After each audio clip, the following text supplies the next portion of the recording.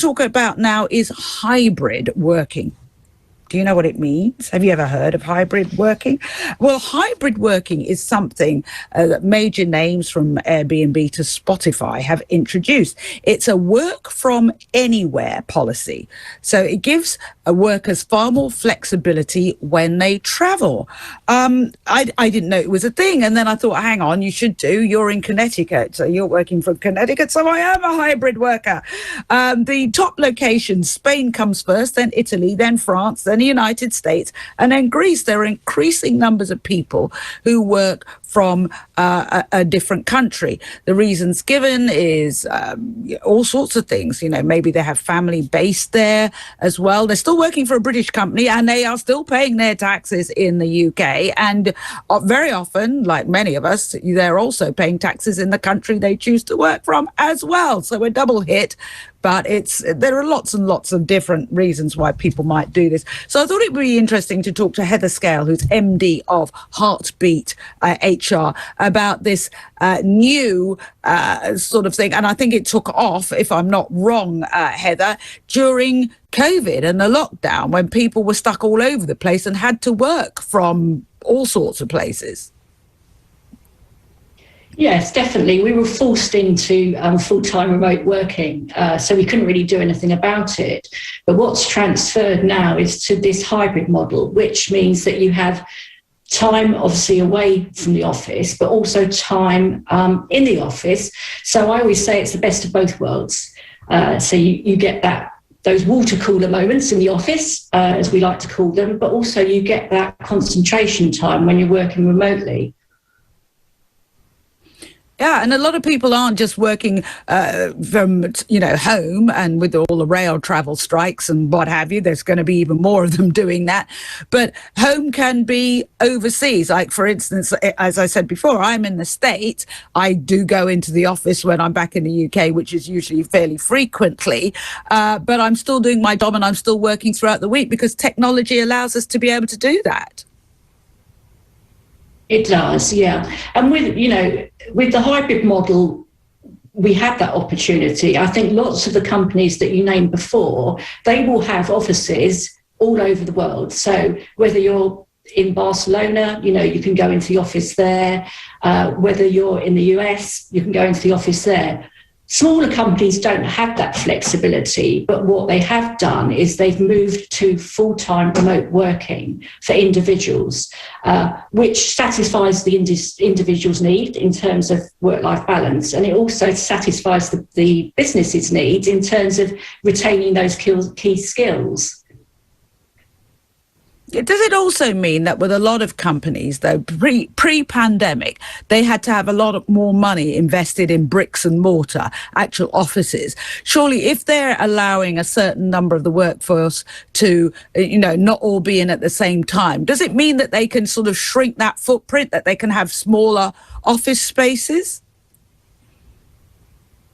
Yeah, definitely. That's what I've found. That's what I've seen with my clients, that they still have got this hybrid working model, but they've changed their offices. They no longer need an office, say, for 100 people because people are coming in every so often. So they've reduced their costs. And they've, in terms of rent, lighting and everything else. So that has changed, but there's still that connection point. So people can still go into the office like you do when you come back to the UK.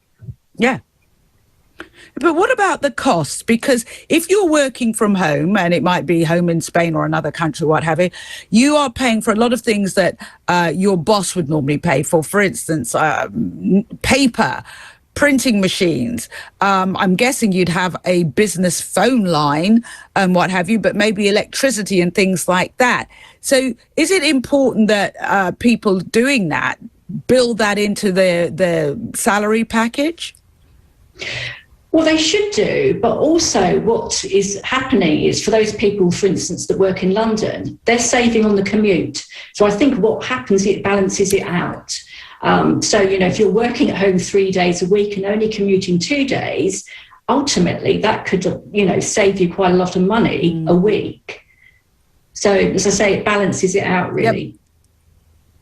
Yep. But could you expect your employer to actually pay for those things? I mean, would it be unseemly if you said, look, if I am working from home, I don't know, can I take paper from the office, or can I bill you for the paper I use, or I've got to have a photocopier in the house? Would your business be expected to supply that? They should do. If they're expecting you to do the same role at home, they have to equip you with the same equipment, whether it be a photocopier, an office mobile phone, etc., paper, stationery, anything that you need. So that's a given if someone's working from home.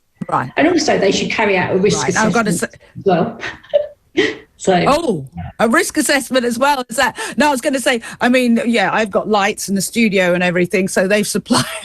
I'm not dropping Talk TV in it. They've definitely supplied those. But what about a risk assessment? What if something happens while you're working from home, but you're actually on company time? I mean, does it start getting complicated there?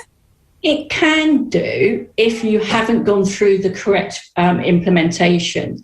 So for those clients of mine that moved to the hybrid working model, what we undertook a risk assessment to ensure they had the right equipment at home, ergonomically, that their desk was set up appropriately if they work at a desk. We have to do that because of, we have to support the well-being of the staff so that they don't hurt themselves, they don't get injured on work time, even though they're at home or working, anywhere in the world. And I guess as well, that also covers the employer, because the employer can actually point to that having been done. So it must give the employer some protection as well, knowing that a risk assessment's been carried out. Yes, it works both ways. The employer would do that. So that's why risk assessments are always carried out. So they cover the employer, but also protect the employee as well. In case of accidents or bad back claims or whatever it is. Yeah, definitely. Yeah, it's an interesting development, is it? The world has changed in many ways post-COVID, hasn't it? And this is just one way in which it's changed. Thank you so much for joining us and talking about this, because I'm sure more and more of us will be doing it. And with the train strikes, it's going to increase even more. Heather Scale, MD of Heartbeat HR. You may remember